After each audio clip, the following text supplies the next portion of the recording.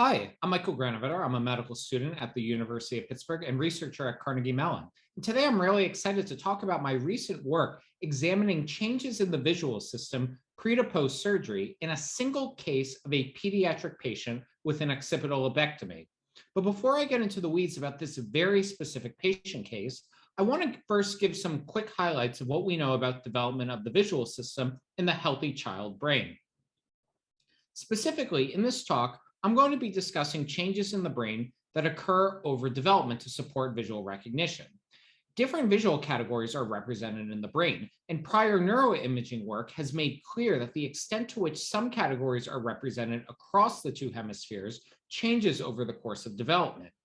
In early childhood, neurorepresentations for faces are mostly bilateral. But when children go on to go to school and begin to become proficient word readers, word representations emerge. As it turns out, in the left hemisphere, presumably to reduce the length of connections with language cortex, which is often left lateralized. And so throughout development, you start to see this competition for word and face representations on the left. And that's not to say that there's not some word activity on the right. There is some.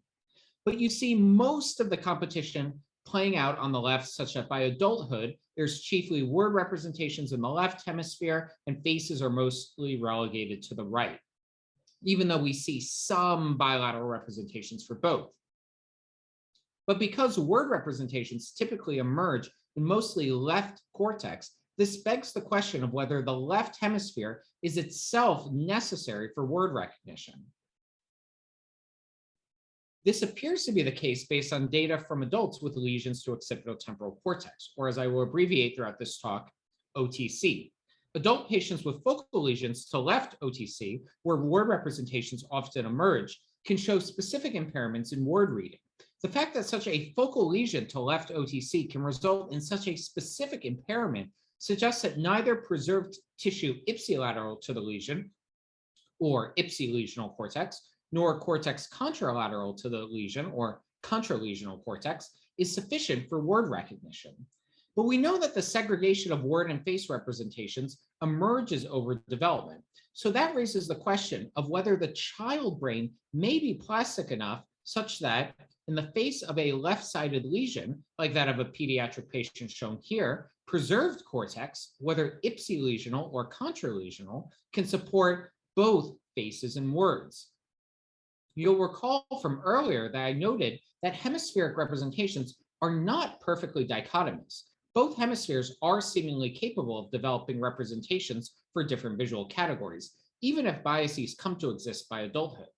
So if a patient develops over childhood with only one fully intact hemisphere, representations for visual stimulus categories may ultimately emerge with whatever cortical territory is available, whether that be on the left or the right. And our lab's shown evidence for this. A small cohort of pediatric OTC resection patients and age-matched controls viewed several stimulus categories while in the scanner. And the category activity maps for face and word selectivity, an example right and left resection patients, are shown here. Ultimately, patients show largely typical face and word selectivity in the preserved hemisphere. But I have to emphasize that here we are only looking at patients at one moment in time following surgery. This is a single snapshot. For instance, we do not know where category representations may reside pre-surgery, when epileptic pathology could theoretically have as much of an impact on the brain as surgery does. And our work to date does not fully let us tease apart the microgenesis of any plastic changes pre to post-surgery, or the longitudinal changes that may occur over time. So for the current study, I wanted to know first, whether category selectivity, in this talk defined as the amount of cortex selected for a given category, is within the range of normative development pre-surgery. And how might category selectivity change pre to post-surgery and longitudinally thereafter? To answer this, I worked with a young girl who began having seizures at age 6 years, and then our lab scanned her at 13, just weeks before she went to surgery. In pre-surgery, you can see that she had epileptic pathology, encephalomalacia, in her left occipital lobe. But importantly, her whole left temporal lobe was largely intact, and a good portion of her occipital as well. And then she underwent surgery. where she had a complete occipital lobectomy with a little parietal cortex also removed, but her temporal cortex remained intact. So she still has ipsilesional tissue that may support category representations as well as contralesional tissue. So I wanted to know, to what extent does ipsilesional and contralesional cortex support category representations longitudinally? And so we scanned her twice post-surgery at about 1 and 2 years post-op. And what do we measure at these scans?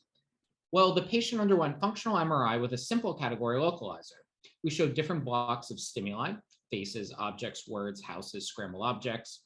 And I ultimately wanted to compare whether the patient showed any differences in the amount of category-selective cortex each pre and post-surgery relative to healthy age-matched controls. And first, I wanted to derive a laterality index so I could see whether the patient showed typical lateralization patterns. So I took the difference of category-selective volume of the left hemisphere minus that of the right hemisphere over their sum. And so you would expect, if a category is left lateralized, that the index would be positive, and if right lateralized, it would be negative. And here's our age-matched control data in blue. As we'd expect, controls show more face-selective cortex on the right and word-selective cortex on the left. And now I'm showing the patient's data in red, with her pre-surgical data labeled with a 0 and her 2 post-op scans labeled 1 and 2. Throughout this talk, I'm going to be encircling any patient data points that fall outside of the control distribution on a statistical test for single case studies, the Crawford test. And you can see here the patient does fall outside of controls across all categories, pre and post surgery, with all categories lateralized to the right hemisphere. And as it turns out, this is because she had little category selectivity on the side of her lesion on the left. Here I'm showing category selective volume in all of ipsilesional left cortex. You can see clearly she has close to 0 category selective volume in ipsilesional cortex, both pre and post surgery. Because she showed little category selectivity across the whole left hemisphere, we did not look at smaller regions. Contralesionally, though, when looking at the proportion of category selective voxels across visual cortical regions, the patient does show selectivity for most categories within the control range. None of these patient measures fall outside. Though I should note that pre-surgery, we could not localize word selectivity in her contralesional right hemisphere. In addition, I should also note that I'm showing data aggregated across all visual regions as defined by the Human Connectome Project Atlas. But we can take a closer look at specific individual regions in this atlas where we may detect differences at this higher spatial resolution.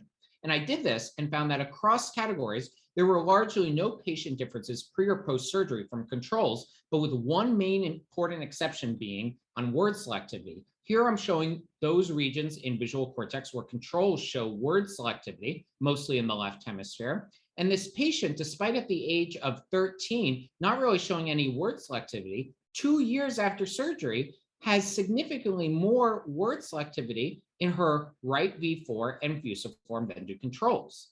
But this selectivity is actually within the distribution of controls left hemisphere, even though it's outside of controls right hemisphere.